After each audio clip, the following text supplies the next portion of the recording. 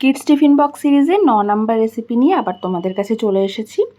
বাচ্চারা ডমিনোজ বা পিৎজাতে গিয়ে টাকোস খেতে খুব পছন্দ করে, তাই আমি ভাবলাম যে আজকে তোমাদের সাথে homemade healthy version of tacos share করি। আর সব সময়ের মতো আমি যেটা চেষ্টা করি যে বাচ্চাদের টিফিন হবে হেলদি আর তার সাথে তৈরিও হয়ে যাবে ঝটপট। তাই চলো কথা না বাড়িয়ে তাড়াতাড়ি টাকোসের রেসিপিটা দেখে নিই।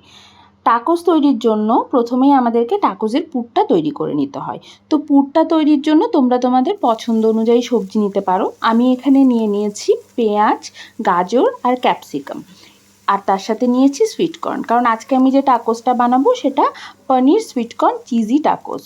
তো প্রথমেই দেখতে পাচ্ছ তেলের মধ্যে পেঁয়াজ দিয়ে পেঁয়াজটাকে একটুক্ষণ ভেজে নিয়েছি। তারপর এক এক করে বাকি সবজিগুলো দিয়ে দেব, আর সবজিগুলো দিয়ে সামান্য একটু নুন দিয়ে এটাকে অল্প একটুক্ষণ ভেজে নেব যাতে সবজিগুলো একটু নরম হয়ে যায়।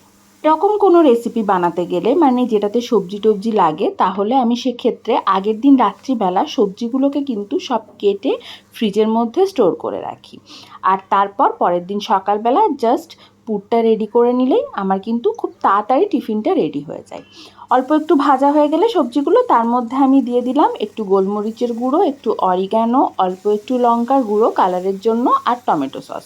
লঙ্কার গুঁড়োটা অপশনাল, যদি না দিতে চাও তাহলে অ্যাভয়েড করতে পারো। সমস্ত উপকরণগুলোকে একবার মাখিয়ে নিয়েছি ভালো করে। তারপর এর মধ্যে দিয়ে দিচ্ছি সুইটকর্ন। আমি সুইটকর্নটাকেও কিন্তু আগের দিন রাত্রিবেলা সেদ্ধ করে রেখেছিলাম। আর এখানে দিয়ে দিচ্ছি ঘরে বানানো ছানা। ছানাটাও আগের দিন রাত্রিবেলা তৈরি করা ছিল।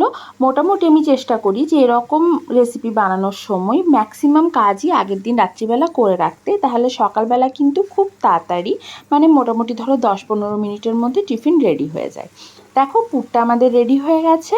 এরপর গ্যাসের ফ্লেম অফ করে আমি পুরটাকে একটা বাটির মধ্যে তুলে সরিয়ে রাখবো। আর আগের দিন রাত্রিবেলা আমি আটাটাও মেখে রেখেছিলাম, কিছুই না, নর্মাল যেরকম বাড়িতে আটা মাখি নুন দিয়ে নর্মাল জল দিয়ে সেরকমভাবে আটাটা মেখে রেখেছিলাম। তার থেকে একটা রুটি তৈরি করে নিয়েছি, একটু মোটার দিকে রুটিটাকে এখন একটু সেঁকে নিচ্ছি। টাকোসের রুটি সেঁকার ক্ষেত্রে খেয়াল রাখতে হবে যে একটা পিঠ রুটির খুব ভালোভাবে সেঁকতে হবে, আরেকটা পিঠ অল্প একটু কম, কারণ ওই পিঠটা পরে আবার ভাজা হবে। দেখো আমি একটা সাইড খুব ভালো করে সেঁকে নিয়েছি।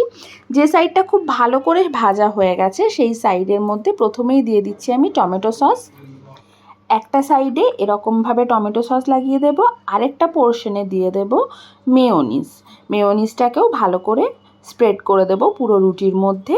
আর তারপর দিয়ে দেব আগের থেকে তৈরি করে রাখা পুরটা একটা পোর্শনেই স্প্রেড করব, পুরো রুটিটার মধ্যে স্প্রেড করব না, কারণ টাকোস যেরকম হয়, যেরকম শেপে দেখতে হয় সেরকম বানাতে গেলে আমাদেরকে রুটিটাকে ফোল্ড করতে হবে হাফে। তাই এরকম হাফ পোর্শনে পুরটাকে স্প্রেড করে নিয়েছি, আর তারপর রুটিটাকে হাফ করে ফোল্ড করে নেব। এই রকম সব রেসিপি দিলে বাচ্চারা যেসব সবজিপাতি খায় না সেই সবজিগুলোকেও কিন্তু অনায়াসেই একটু টেস্টি বানিয়ে বাচ্চাদেরকে খাইয়ে দেওয়া যায়। তাই অবশ্যই এই রেসিপিটা কিন্তু একবার সবাই ট্রাই করবে। ওপর থেকে দিয়ে দিচ্ছি একটা চিজ ব্রেডের একটা স্লাইস ছিল, সেটা পুরোটা এরকমভাবে টুকরো টুকরো করে ভেঙে সাজিয়ে দিয়েছি। তারপর এটাকে হাফ করে ফোল্ড করে প্যানের মধ্যে একটু বাটার দিয়ে রুটিটাকে দুপিঠ ভালোভাবে ভেজে নিতে হবে।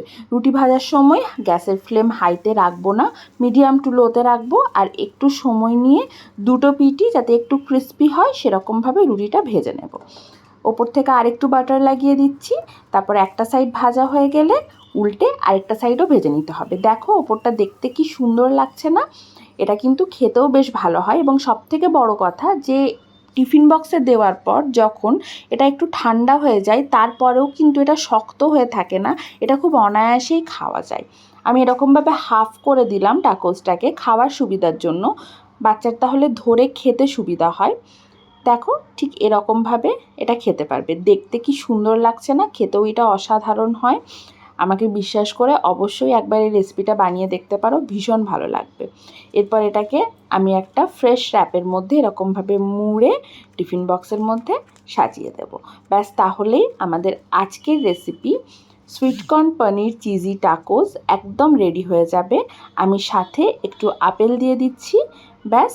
তারপর টিফিন বক্স বন্ধ করে এটা ব্যাগে চলে যাওয়ার পালা।